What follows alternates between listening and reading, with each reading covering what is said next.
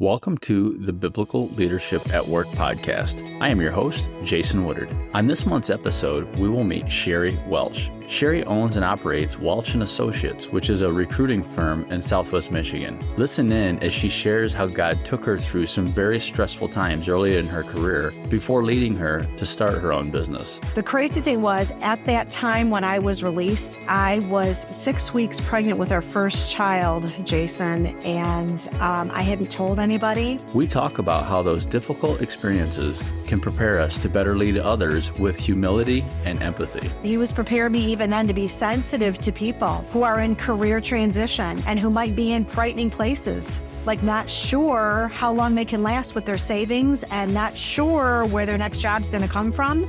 We also discuss the importance of God's calling on business leaders and the impact we can have on advancing His kingdom, even though we are not working in full-time church ministry. I don't think that I am called to do ministry in the church, paid ministry in the church. I don't think I've been gifted in grace that way. But you know what? I seem to run a business pretty well and kind of good at this making money thing. And why should the devil have all the money? Hello? So let's do all the good we can, make all the money that we can, and sow all the good we can back into God's work, back into the community with love. And so that's really been a mantra of how I run my business and kind of my why I do what I do. That's a lot of it right there. And we discuss the idea of servant leadership, why it is mandatory for believers, and that it is not something any of us ever perfect, even as we faithfully strive to achieve it. When I got introduced to that concept, it was really a paradigm shift for me. And that has been something that stuck with me ever since. It's about really how to serve people, how to love people right where they're at, and to model that for other people in a Christ-like manner. But that's something that didn't come naturally to me. I had to learn it. So now let's meet Sheri.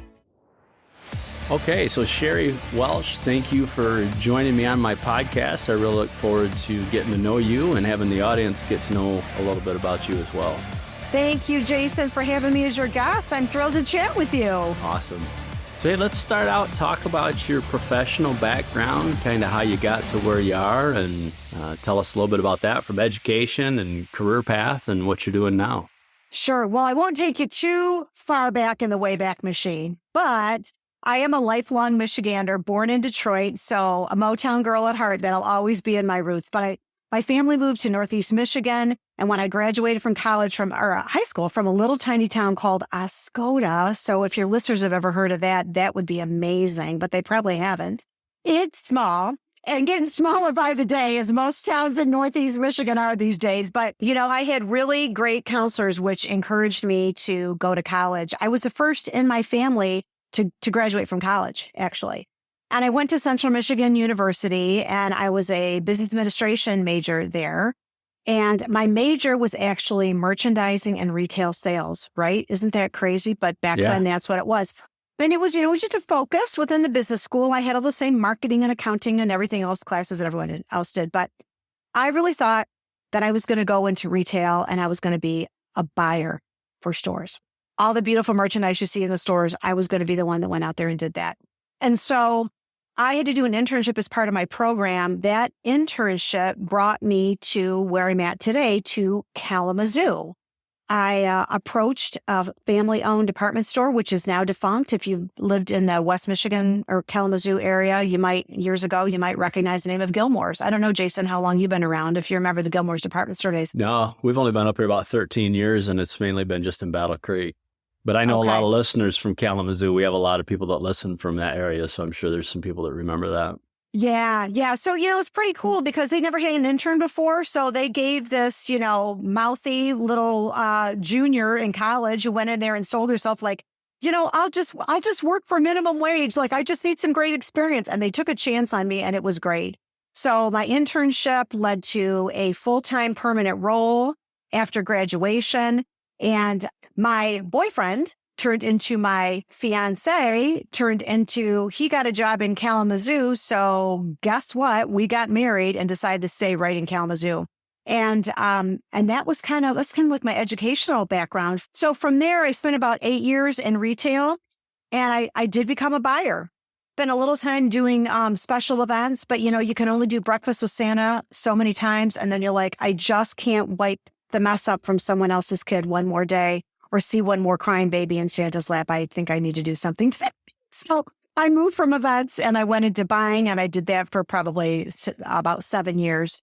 And then, the store is closed now, and I don't want to speak disparagingly in any way, shape, or form, but I mean, suffice it to say, there were a lot of changes going on in the organization and a lot of downsizing. And I got caught up in one of those days where mine never came up. And it was like, Sheri, it's been fun, but now you're done. The crazy thing was, at that time when I was released, I was 6 weeks pregnant with our first child, Jason, and I hadn't told anybody. Uh-oh. My husband knew, of course, my family knew, but I hadn't announced at work. And so talk about a shocker, right? Yeah. Little did I know that God was preparing me for my future career right at that very moment, because it was, as I recall, one of the scariest times of my life. I mean, you're starting a young family, my husband and I had been married almost 10 years at that point. But still, we needed both incomes. I wasn't planning on staying home, and it was a scary time, but God was good. He provided me with a job in outside sales that I did for about a year, and I got some good outside sales experience, which led to my next job, which was working for a national payroll company, again, in outside sales. You look back on this and you can see God's fingerprints all over it at the time. Maybe didn't make a whole lot. Yeah. Yep. And I think, that's one of the things I love about doing these shows, Sheri, is I know, so for you and I, we're probably a few more years into our career than some people. We've been doing this for a while, and I know there's people, and I hope that are listening that are in that maybe right now, and they're like, what is going on? Like, this is not the plan that I had for my career. And so to encourage them that, for those that are believers and, have a strong faith in God and what he's doing in their life, to say, stay true to, obedience to the Lord, and, just day to day walking with him, and he's going to take care of the rest of it. And he's weaving together a story that might seem a little messy right now, but he's got a plan. So continue on with how he did that.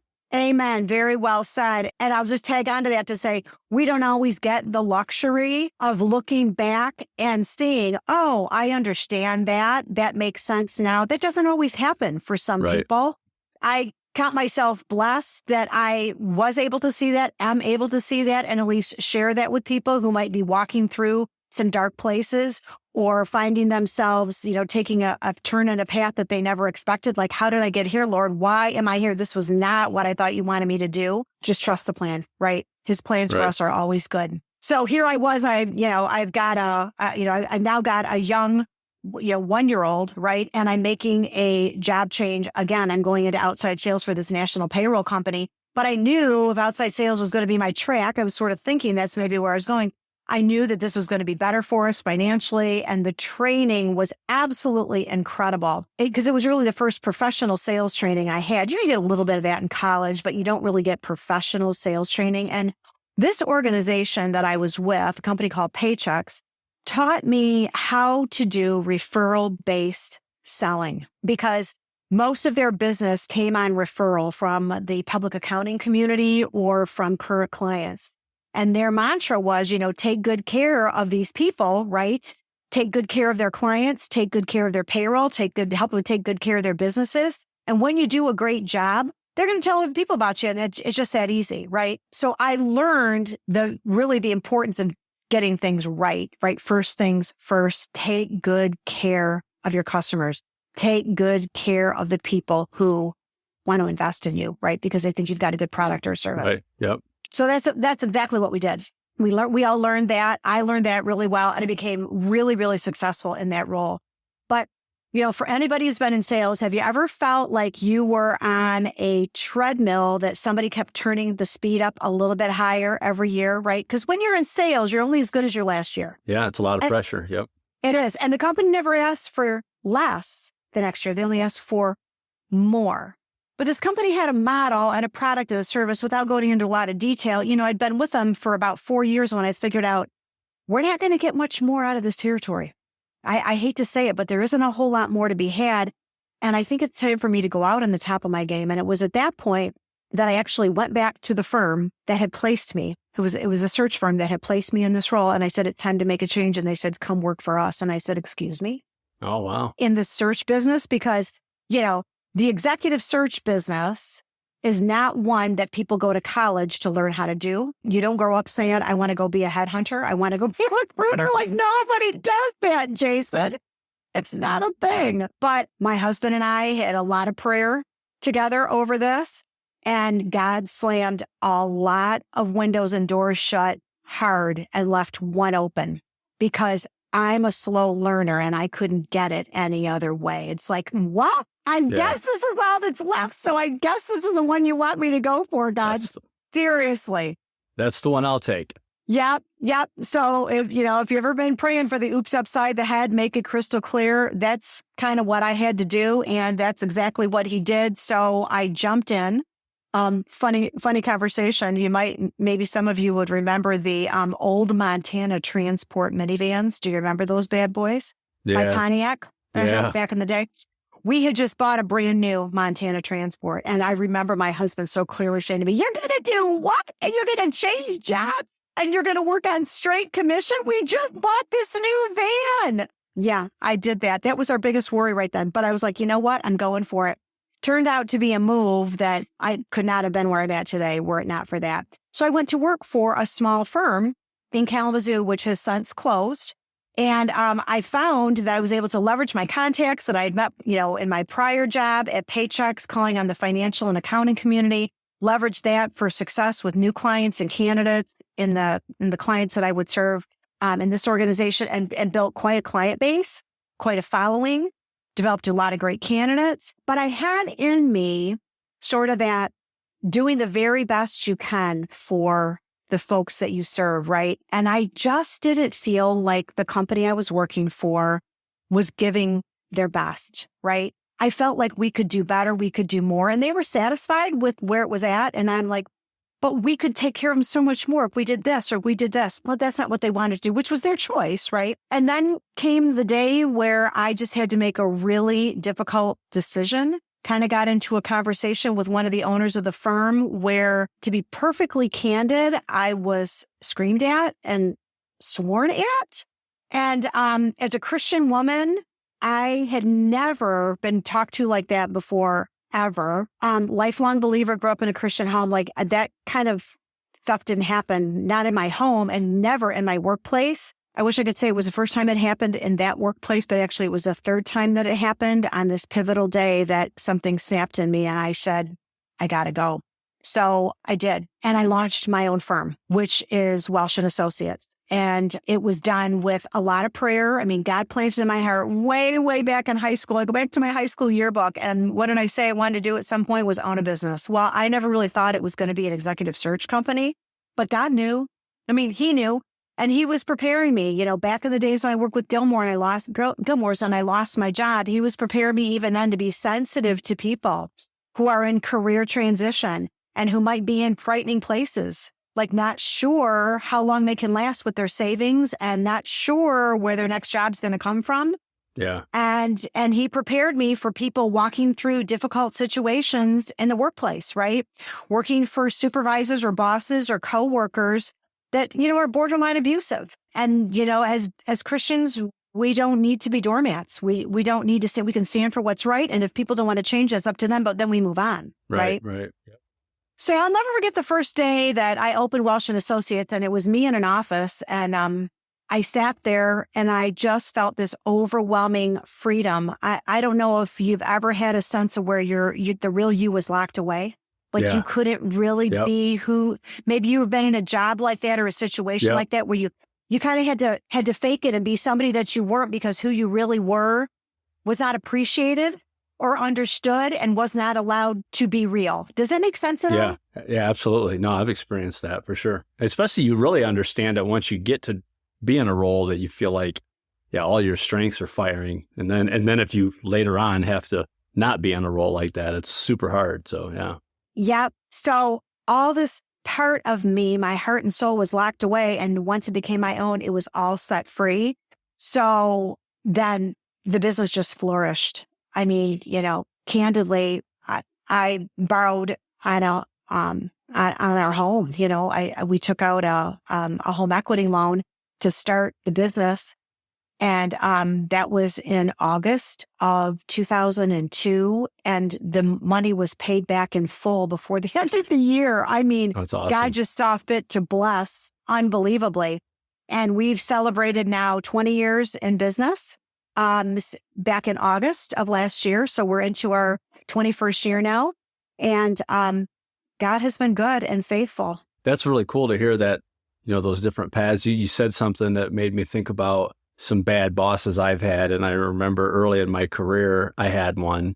And then actually my direct boss was a really great guy, but his boss, who we both worked with, he was a plant manager, was really, really, really difficult to deal with. Mm-hmm. And I remember my direct manager telling me when I was ready to walk away from it. And he's like, you can learn a lot from working under a poor manager, right? You'll learn a lot about what not to do.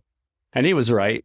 For the next 20 years, as I grew in operations leadership, I would often think back to what that plant manager had done and how he had treated people and things he had done that, there was times I was tempted to do the same thing under a lot of stress. And I'm like, no, because I remember how that felt, as someone working, in the plant. So you can learn a lot. It's tough. It's not fun, but you can learn a lot in those situations for sure. You can. And it's interesting because I did. I mean, I really, really did. I learned a lot about myself too, and what was okay to tolerate and what was not. Because as I said, I'd never had an experience of being treated that way. And, being a strong woman and being a woman in leadership, you hear a lot of things about women getting mistreated in positions of leadership and not being treated fairly, whatever. I got to say, honestly, I've really been treated and had been treated so well my whole career up until that point. I never faced that before. So that was the first time, right? It really slapped me in the face about really being mistreated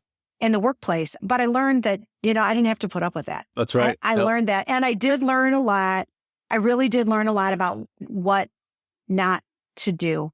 And I really did not get any training in the executive search industry. I mean, everything that I learned, I went out and sought out on my own. And I observed what was going on with others in the office, but again, picked up from maybe things that I thought, that's not quite right. I think I would do it like this. Just made it my own. And over time, I mean, I think we've developed in our firm a sort of secret sauce for operating that really sets us apart. And I'm just blessed and thankful that I did have to go through those dark places to figure it out because God knew. Yeah. That was all part of it. God knew. Absolutely. So tell us a little bit about your family. What's that situation look like? You said you mentioned your husband already and at least one child. Yes. Yep. So Richard and I got married in 1986. So do the math on that. We are really old and we've been married a long time, but we didn't have kids right away. So our daughter, Alexis, is 28. She is married and she's a PA she works for Corwell over in St. Joe. So she's close. She and her husband are close. He's a mechanical engineer and we love him to pieces. And their little dog, Cusco, too. And then our son, Spencer, is 25 and also very blessed to tell you that he works in the business with me. How about that? Oh, nice. Yeah, that's good. Yeah. Yeah. He went to Michigan State. He's a finance major and had always talked about wanting to come into the business. So he works with me. His fiance, they're getting married in February of next year, February 24. She works with me in the business. So we have truly become, in the last, 3 to 4 years, a family-owned business, which is wonderful. Yeah, that's exciting. Yeah, that is exciting. Yeah. And we live right in Kalamazoo. I didn't mention that, but we live right in Kalamazoo. Jason, we live in our first home that we bought in 1990, and we've never left, right? Which has offered us a lot of financial freedom and flexibility. Years ago, we were able to buy a place on Lake Michigan in South Haven, so we have a condo out there that we enjoy. So I tell people we have 2 tiny homes, but it works. Yeah, absolutely. Well, beautiful. South Haven's beautiful. My wife and I love to go over there in the summertime. It's what a great place. It is our retreat. Yeah. The kids basically grew up enjoying the lake. And Spencer, our youngest, I don't think he remembers anything about summers as a young man other than South Haven. Yeah. Being over there on the weekends. Mm-hmm. Yep. So how about your faith journey? Sheri, you said you grew up in a Christian home. Tell us a little bit about that background. Yeah. So, I grew up in I did grow up in a Christian home. My parents both married in an evangelical Presbyterian church in Detroit. And when we moved up to Northeast Michigan, when my dad started a business, we were in Escoda. We attended a Baptist church there because there wasn't a similar kind of church. And then, when I went to college, like many people do, my faith kind of, faded away a little bit. But again, God had a plan. And I was introduced at a blind date to my husband, set up with my mother and her best friend. They connected you guys. The laughter can continue on that one, right? Because how desperate do you have to be to go on a date that your mother and her best friend set you up on, okay? Because, this was my mother's best friend's nephew. My husband, Richard, was her nephew. And so they cooked up that the two of us should be together. And well, it turns out they were right? But the good thing about Richard is what? He's the pastor's kid. Okay. His dad's a retired United Methodist minister. So I was like, I was doing my wild child thing, having fun at Central. And I'm like, and then he comes into my life and I'm like, okay, Lord, really? A PK? Really? All right. But of course, he's a wonderful man. I'm so glad that, I met him and that we've been together all these years. So Brad just helped to kind of move me and shape me back in line with my faith, right? And when we ended up settling in Kalamazoo, because he was United Methodist and his family was, that's how he grew up, we started attending the United Methodist Church. We attended a church right in our neighborhood. And my husband and I, he was part-time paid staff at our church as youth director. I was the additional spouse that came along for free and did half the work, which no complaints about that. That's how church work is. Everybody knows how that works, right? That's right. Not begrudging that at all. And we did that long and hard for 9 years until our daughter was born. And, when our kids were young, the church was going through some changes, and there was a lot of non-denominational churches starting to spring up and a lot of praise and worship music. And we were going to a church that was very, very traditional. And we started to develop a heart, Jason, for getting the word out to unbelievers, right? Non-believers. And we knew that our very traditional form of worship didn't speak to them. And this is how we knew, because we would watch when people would, guest visitors would come in on Sunday morning and would see them fumble to find stuff in a hymnal, right? And we're citing the Apostles' Creed and they don't even know what that is. You know what I mean? Right? Yeah. Right? Yep. We're saying the Lord's Prayer and they're like looking around like, well, how do I find that? And a light bulb went off for Richard and I, like, people aren't relating to this and they're going to walk away and never come back. So there wasn't a real heart for that kind of work at that time in the church. So my husband had met somebody at a camp years ago that he had done some counseling with. And so we went to another church and worked on a startup for a while. And some of the just most wonderful, loving relationships with people that probably we've ever met, but very difficult work if you've ever been involved in a church startup. Yeah. It's super hard, set up and take down church every day. Week, every Sunday. Yep. It's a lot. And we were blessed to have that experience and be a part of it. But it did get to a point where we were just burnt out. And the church wasn't big enough to sustain a youth program. And by this time, our oldest was in middle school. And we really wanted a youth program because Richard and I had grown up in very strong youth programs in our church. And it really helped shape us, as young people. So our daughter, Alexa, started attending a youth program with some other kids, right? And she found her way to Valley Family Church. And so when we finally made the decision, okay, we need to start church shopping, we need to find a new home. We visited several places, but that was a place where she was going to youth group. She loved it. Our son plugged in, he loved it. And we were like, this is home. Yeah. But I'm not gonna lie. We did not plug in right away. Like, we were attending every Sunday, right? We were faithful. We were giving, but we didn't plug into serving and small groups and all of that right away, because we just needed some time to heal and to breathe. And again, maybe there's somebody listening that needs to know that kind of grace is available to them, because we do go through seasons, I think, in our faith where we just need to be ministered to versus being the one that's doing all the giving all the time. Yeah. And that's just kind of the spot we found ourselves in for a little while.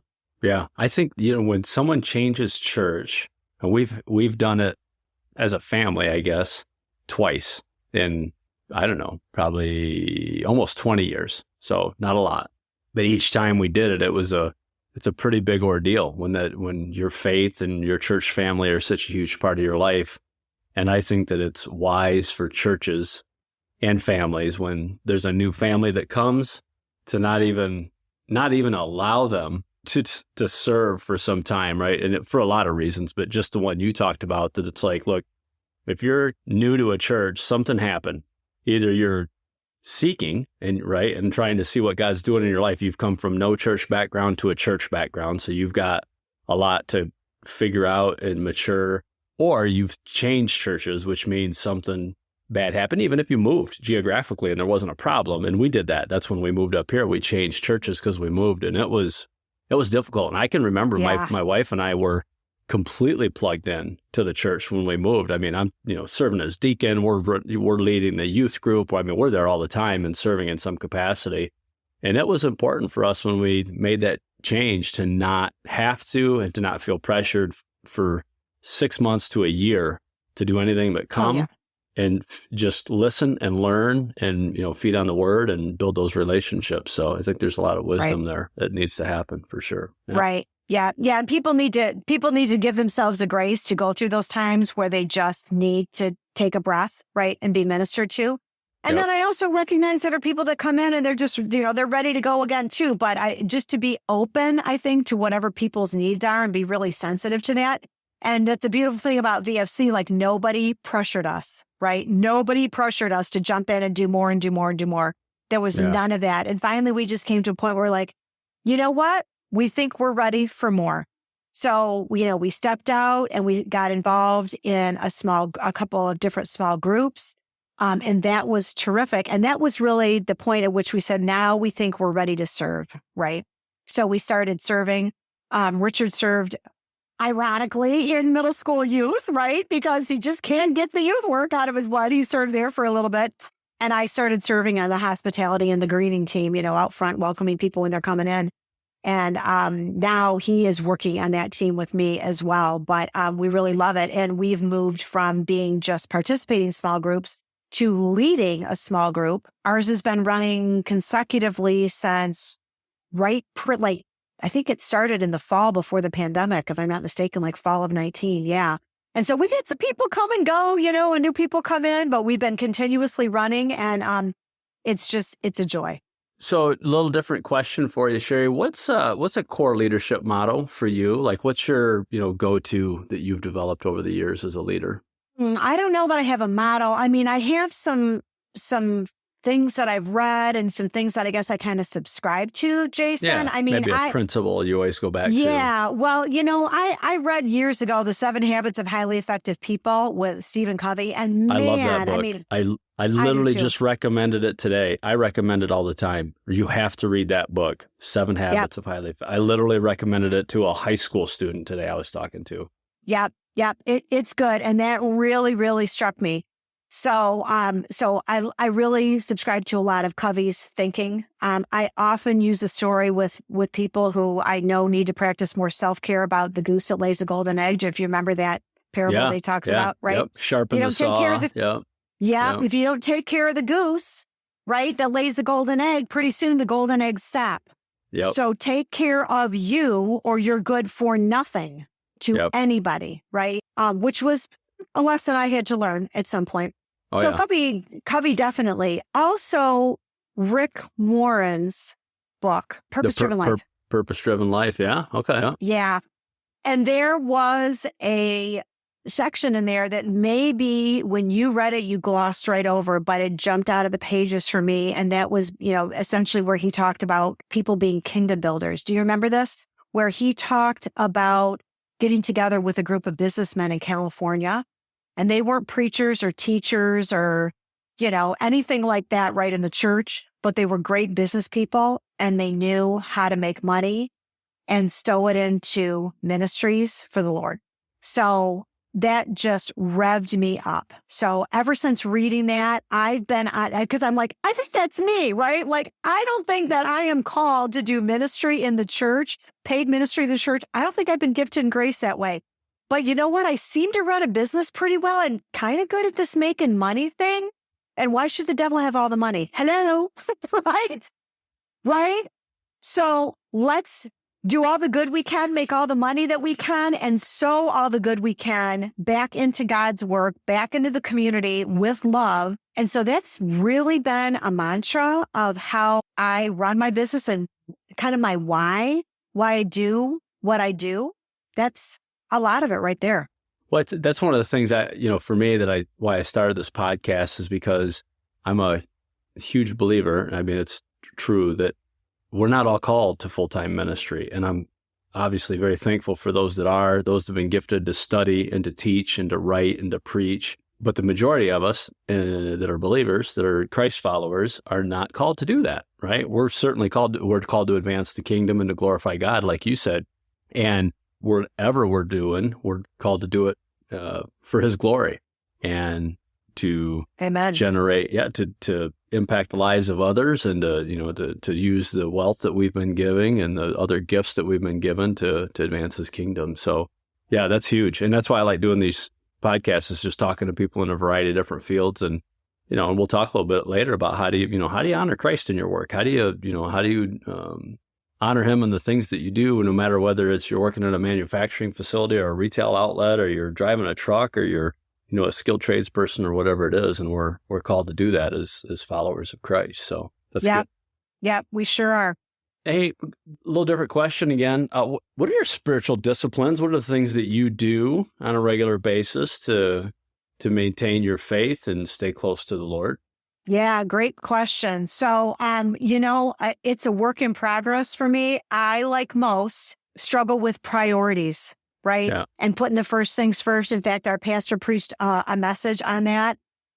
So I'm working on making sure my priorities are as well aligned as they should be. So the way I start my day now, the cell phone is it's a love-hate relationship, right? Oh yeah, for sure. So I have to grab my cell phone first thing in the morning, because without it, I can't turn my Sirius XM, the message on, and get my Christian jams playing in the morning, right? So I have to look at it, but I force myself not to look at text messages or anything else other than turning that on, right? So I get my music going, which I listen to all morning while I'm getting ready. And then I don't do anything else on my phone until after I go to my Bible app. And there's usually a video on there with the verse of the day and a little bit of insight. And I love to listen to that. It's maybe 2 to 3 minutes long. And then I try to read the full chapter that verse is embedded in to get good context. Yeah. Yep. And that's the way I choose to start my day. So my quiet time doesn't come in the morning, and it's difficult for me to find it in the evening too. It comes sporadically when I, do a study, or on a Saturday morning where I can really dig deep. But I will tell you this, my car is almost always dialed to the message. I'm a big singer and a big praise worshiper, right? So I've got lots of music that I love. I love to sing. And one thing that I know is when I'm having a bad day, that's where I need to go. I need to get my music on. I need to get my praise going, and I need to get singing, because that's gonna flip it around, right?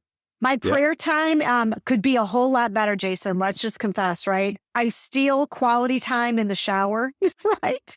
God and I have a lot of conversations in the shower, conversations when I'm driving. But, the real meaningful time is, reserved for the Saturday mornings, Sunday mornings, early on the weekends. I'm going to go back in time a little bit. Think about when you were a young leader, and maybe it was when you first started your business, when you were first put into a leadership position. What was something that you struggled with then? And do you still struggle with it? How did you learn to manage it? Like, how did you work through that over time? Yeah, I remember having a real aha moment when I was a young leader, when I was introduced to the concept of servant leadership, right? Yep. Which, of course, is a secular principle, but it's really modeled after biblical disciplines, right? Because that's what Jesus was. Christ, he was the ultimate servant leader. He was a servant leader. So when they talk about it in the secular world, it's really living like Jesus did, right? But as in my 20s and being thrust into some leadership roles, actually in the church at that time, I probably had no business in holding, to be perfectly honest. But I seemed smart and people liked me and they thought, oh, she can do it. She's that time. She can do this. So I did it. But I don't know that I really understood what being a leader meant. It was a title and, you held meetings and whatever. But when I got introduced to that concept, and it was through Leadership Kalamazoo, actually, I went through that. It was really a paradigm shift for me. And that has been something that stuck with me ever since, is about really how to serve people, how to love people right where they're at, and to model that for other people in a Christ-like manner. That's kind of really been the core. But that's something that didn't come naturally to me. I had to learn it. Yeah. I don't think I would say two things. I don't think it comes naturally to anyone, and you have to learn it. And especially as followers of Christ, we're expected to model that. And I think even historically in our culture, in our country, that's a fairly new concept. I mean, you and I are, I'm going to say, probably of the same generation. We came up, through our working careers within a decade of each other. I mean, we're, and I know the leaders that I remember first working under, and I worked in manufacturing, which is a little bit more brash anyways by nature. These weren't, it was very rare that you would see someone, as I think back, these were not people who were servant leaders. They were command and control leaders. And that was just normal and expected. And it was years, many years, maybe north of a decade after I started working that I can remember starting to encounter people who would lead like, a servant leader, like put other people first, care about people, actually try to engage with their team members and learn about them. It was a long time. So yeah, it's not normal and not easy, but it's super impactful. And like I said, as believers, it's what we're expected to do. Yeah, sure. It is. And, I don't consider myself to be a superb leader. Like I'm learning every day. I do describe myself as a bit of a leadership junkie because I'm always trying to do better at that part of my work, right? To be a better leader, learning to be a better listener, learning to be more empathetic, learning to better ways to develop my team, right? And help them get where they want to be, learning how to develop better strategy and involve more people in a collaborative effort to get a strategy move forward. I mean, I'm always trying to learn more about how to be a better leader. It's a journey. Really. Yeah, well, I think the thing I love about being in leadership is I'm very convinced that I will not stop learning ever. I mean, you just don't, because it's people, right? And business and people are complex, and we're a little thick-headed sometimes, like you mentioned earlier, and it takes us a long time to learn. Right. So that's one of the joys of it. It's sometimes frustrating, but majority of the time, it's a joy to continue to be able to learn and grow that way. Yeah, it is. But I got to confess, when I was in my 20s, I was like, oh, I graduated. I got my degree. Like, I'm good. I'm done with the books. Blah, blah, blah. I can remember a boss who was really big into self-help books. When I was in my 20s, he'd give us a different book every year for Christmas. And I was like, oh. Yep. Oh, not another book. Yeah. Not another. So like, I'm glad this is great for you. Like, I'm fine. I'm good, and then I, somewhere along the line, again, the light bulb went up, like, never stop learning, Sheri. Like, no, you don't ever really arrive. Yeah. You don't ever really arrive. There's always so much more to learn. Keep on that. And then when I finally just relax into that, now it's just become a part of who I am. Right. Yeah. And that's absolutely true. Yeah. I've set a goal this year to try to read a book a month. And I'm glad I did. I love to read. It's just sometimes, as you mentioned earlier, I get my nose stuck in a phone at night when I get home and I'm endlessly scrolling and wasting my time. And I'm like, I could spend that time reading a book that'll help me. And I've enjoyed that. I think I'm 5 down for the year, and it's been good. For you. Yeah.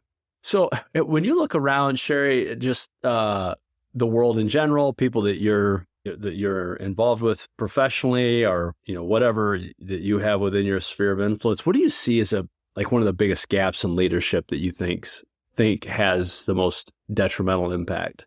I talk to my team about this a lot. I don't know if it's the biggest, it has the most detrimental impacts, but I think it is a whopper, and that is listening. Or the lack thereof. That's right. That's right. Because if you think about our society today, everybody wants to be heard. They want you to listen to they want to get their thoughts out, their ideas out. This is how this makes me feel.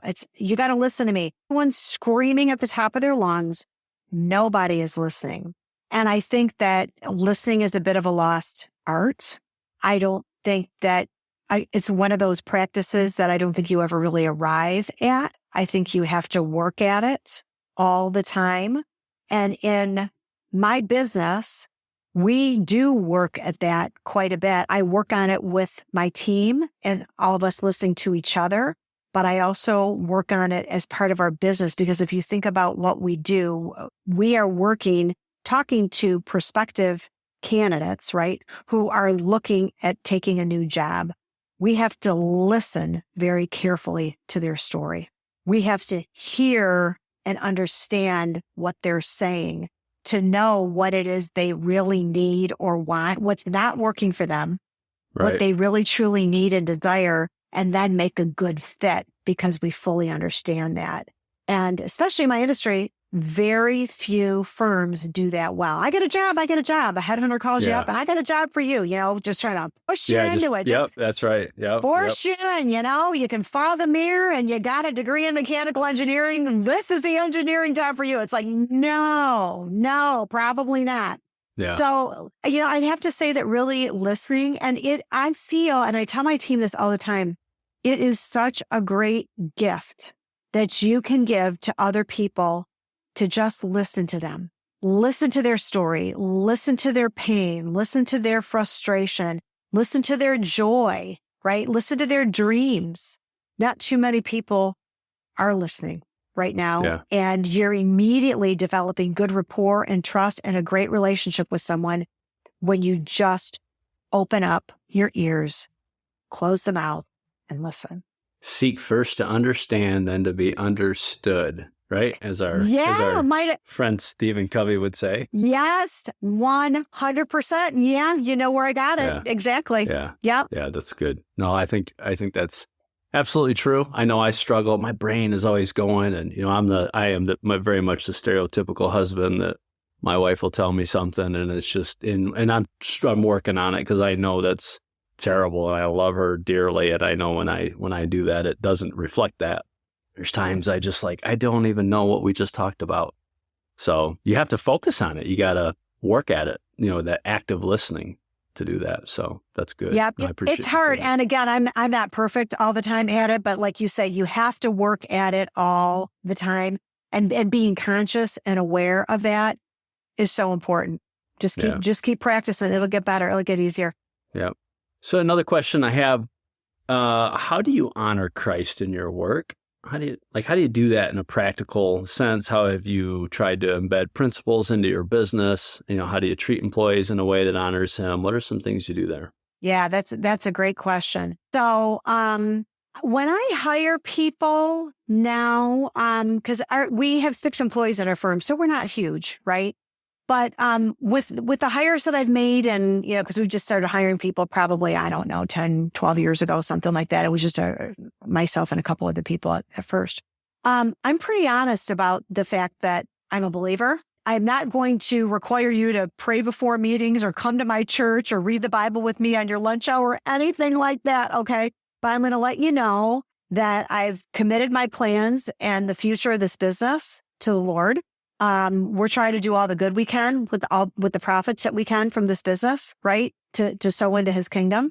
I'm going to pray for you. I'm going to pray for your family. I'm going to pray for your success in this business. And I'm not going to be ashamed of that. And if any of that makes you uncomfortable, say so right now, because you might not be a good fit here, and that's okay. But this is who we are. We deal with candidates and prospects fairly, kindly, lovingly, same way we do with our clients. We won't tolerate companies that, doing work for companies that mistreat their employees.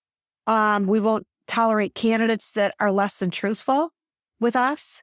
Yeah. So we have very high moral standards in that regard. And it's interesting because when I I do not push my faith on people, be it client or candidate, when I'm talking to them. But if somebody gives me any kind of an opening, I will charge right in. So in the course of conversation and talking with people, if somebody mentions like, oh, well, I went to church, or they have something on their resume about that, or, I served in this, or I went on a mission trip, I dive right in and go for it. And then we start to have a different conversation. And that may have even been what happened to you and I. I don't even really know. When you and I have talked in the past in business circles, we may have even gotten to a conversation like that when you may have said something about church or whatever. And I don't know, because usually I will just dive right in, because then it starts to be a different conversation, right? Yep, that's right. Whether I think it was whether actually it be about a career change or whether it be about the talent you need to hire, it doesn't matter. It starts to become a different conversation when you invite God into the process. Yeah. I think you called me when I was making a job change, and just to check on me, which I thought was amazing. You didn't call me to try to, because, as the recruiter, you called me as someone I would call a friend now, just to see how I was doing, because a mutual friend of ours had told you that, there were some things going on at work and some of us were leaving before we got asked to leave. So yeah, I remember I was working out in my yard. I had a week off in between new job and old job. We're doing some yard work. You called me up. We were talking about it. And I was super excited about the new job I accepted. And I told you I had 2 offers and I had prayed a lot about it. It was a huge decision. And so that's when we started talking about our faith and prayer and how God works and those things. But yeah, so that's how we first started talking about our mutual faith. Hey, we talked about reading earlier and that you're a passionate learner, lifelong learner and reader. Al, I always like to ask guests before we wrap things up, who are your favorite authors? What books do you recommend? What podcasts are you listening to share with others that those leadership resources that can be a help? Yeah, that's great. So, I, like you, don't read as much as I would like to or should, but I will tell you the book that I just finished that I am so excited about is The Ruthless Elimination of Hurry by John Mark Comer. Have you heard of that book? I've heard of that book. I have not read it, but I have heard of it. So here's what I think is super cool about it. My son, who is in a round table with a group in Grand Rapids, it was recommended by one of his members of his roundtable group that he meets with. And John Mark Comer is a pastor out, I want to say Seattle or Portland area, somewhere out there. And he said, Mom, this book is amazing. I think you're really going to like it. So we all went on a family vacation together the first week of April. And we were in St. Martin and he finished it. And he goes, you want the book? And I said, yeah, I just finished the book I'm reading right now. It was it's a secular book on change and leadership. And that was fine, Jason. It wasn't great, but it was fine. Yeah. So I won't mention that one. But I said, yeah, I want to read this book. So it's just picture this long row of chairs, because there were 8 of us on the trip in the family, right? Long row of chairs there poolside. He's at one end, I'm at the other. I got the book and I'm looking at the book and I'm reading it. I'm getting big bug eyes and looking down at it with my jawing. And I'm like, oh my gosh. And he's shaking his head and laughing. I read a few more pages and I give him the look again. And he's laughing like, yes. He's 25 years old. I'm 58. This book spoke to him and meant as much to him as it does to me. I couldn't put it down. Now, I will tell you that it will hit you right between the eyes if you read it, because he is calling out, doing things like carving out time for the Sabbath and keeping it holy, right? Yep. Locking up your cell phone, committing to that, and committing to your private time, your quiet time, your alone time with God every day. He's going to call you out on it. And that's good. And it's all a case of priorities and putting away the hurry. So I can't recommend enough. So here's the exciting thing. I think I told you that my husband and I are in a V group. So we are going to do a study on that in our V group. We have a group of really mature Christian, baby boomer age couples, kind of like us. And we're ready to dive deep into that. And everybody's really excited about getting that started. So yeah. Good. I will link to that book on Amazon in the show notes so people can check it out. And I'm going to add it. So you speak so highly of it. I have to add it to my list now for this year. So I'll do that. Yeah. It's a quick read. I'll tell you that too. If you want to get through another one and check another box on your list, this will be a quick one for you. I think that's good. There's sometimes I'm the type that's like, man, this book is way too long. I mean, I get the point. I'm skipping to the next chapter. I got your point. You're beating a dead horse here. So yeah. Yeah. And he's funny too. So I always appreciate good humor in a book. Absolutely. Hey, what advice would you give to a first-time leader, Sheri, someone who's just starting their journey? Something like we talked about what we've learned earlier in our career, but what would you give? Maybe even a young entrepreneur like yourself starting off in business on their own. What advice would you give them?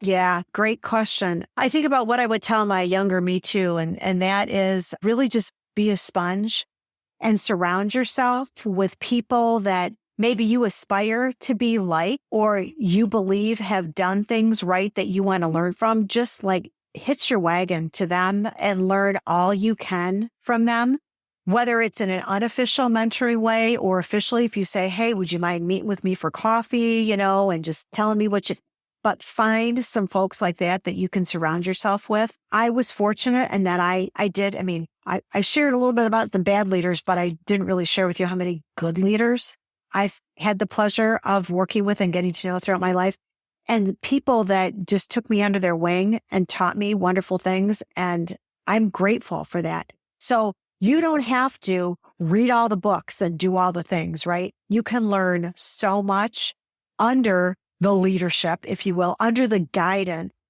of really strong, effective leaders and people of faith as well. Yeah. If you can find other Christian business leaders, especially, that means the most. I have a handful of them, people that I have in my inner circle who are business leaders and who are Christians. And we have great talks at a level that you just can't have with anybody else because they know Jesus and they know business and they know how to run their business the Jesus way. No, that's pure gold. I would say I have some folks exactly like that, and they're some of my best friends. I would also concur with that whole idea of getting a mentor. I think that I would just say to those that are, earlier in their career, once they have an idea of who that person is that they look up to, reach out to them. I had someone recently ask me if we could meet, and he's like, every other week, I'll buy you lunch. Can we just sit and meet? Which he didn't have to do that, but I'm like, yeah, man, let's do that. I mean, because I've had mentors and still do. And these people have been so impactful to me that I'm like, if I could do that for somebody, that's a blessing in and of itself. But, just make that bold move to go and ask them, can we meet for coffee once in a while or go to lunch or something? And I'm going to tell you that most of the time, probably the vast majority of the time, they're going to be happy to do that to me. Oh, yeah. 100%. Yeah. I agree. Yeah. It's really important that we raise each other up, right? Yeah. As believers. Yeah. Really, really important. Hey, Sheri, when you're done with your full-time working career, what do you hope the impact you'll have had on people? What do you hope that they'll remember about you for the years you've worked with them?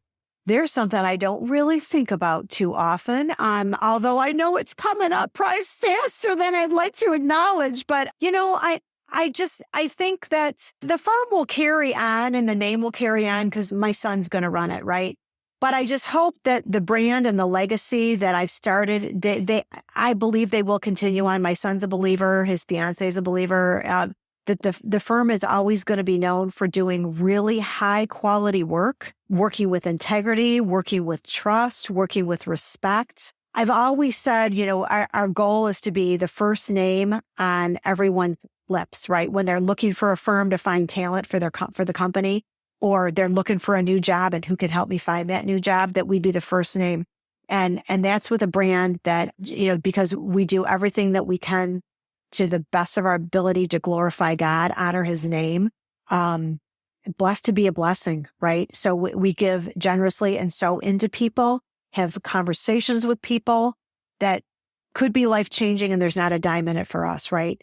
But they just need somebody to talk to. So I hope we're always known as that kind of firm that makes a difference for companies, makes a difference in people's lives, and glorifies God in the process. Well, that's a good legacy for sure to leave. And I will tell you, it's, I would say, the minority of recruiting firms that, have that proactive approach, that quality approach. And I'm fortunate, obviously, that you and I have worked together, and I have a few others that, operate in that technical manufacturing space that I know I can trust. And when, there's 3 or 4 recruiters that when a colleague of mine will tell me that they're either they have to start looking, or maybe, unfortunately, I've had a few lately that call me and say, I don't have a job as of today, that I send them. I say, I'm going to send you the names and numbers of about 3 or 4 people. And these are people that I know, I trust, I've worked with for 10, 15, 20 years. And because you mentioned it earlier, so often it's in that business, it's just about quantity and just turn, and there's not relationships and quality. So that's good. Well, hey, last thing before we wrap up here, how can people get a hold of you? What's the best way if they want to reach out to you? Social media, email, online, how can they reach you? Website? Oh, yeah, totally. Stuff. So, yeah, you can find me on our website, welshandassociates.net, or if you want to reach out to me, it's Sheri, Sheri, at welshandassociates.net. And if you can't remember any of that and you just hit the jobs and, connect with from the website, it's all going to come to me. I have the jobs at too. So what do you know? You'll find me anyway. And I'm on Facebook, but I got to tell you, I'm not a real good self-promoter. I'm on LinkedIn. My marketing firm does all that stuff for me. I'm not a real good self-promoter. You got to do that stuff. But I do respond to messages and emails when people reach out. So I'd love to hear from anybody who wants to chat and bounce ideas about whatever. And I'll link those things in the show notes. The other one too, you have a podcast that I think has been really helpful. Yeah. I do have a podcast, Labor of Love. I don't monetize it in any way. It's just called The Welsh Wire. You can follow it on iTunes, SoundCloud, wherever you get your podcast. But we just talk to business leaders throughout West Michigan, sharing best practices, essentially, for, here we go, sharpening the saw, right, Jason? Right. Good old That's Covey right. principle. Yep. But, iron sharpens iron. So we're getting smart people sharing stories of things that they've done, challenges overcome, in the hopes that it can help other people be better at what they do in their operations.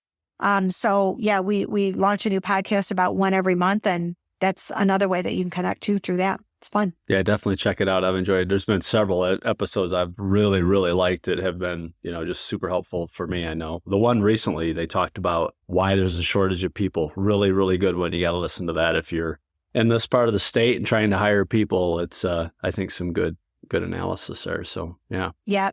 Okay. Well, thank you so much for being on today. Really appreciate it. What a great story. Love to hear what God has done and is continuing to do in and through you and your business. So really appreciate your time today. Thank you, Jason. Thanks for having me on. Great to be with you. And thank you for joining us again this month. I pray that Sheri's story of how God has worked in and through her business was as inspirational for you as it was for me. And I look forward to being back again next month to meet another leader striving to honor Christ in their work.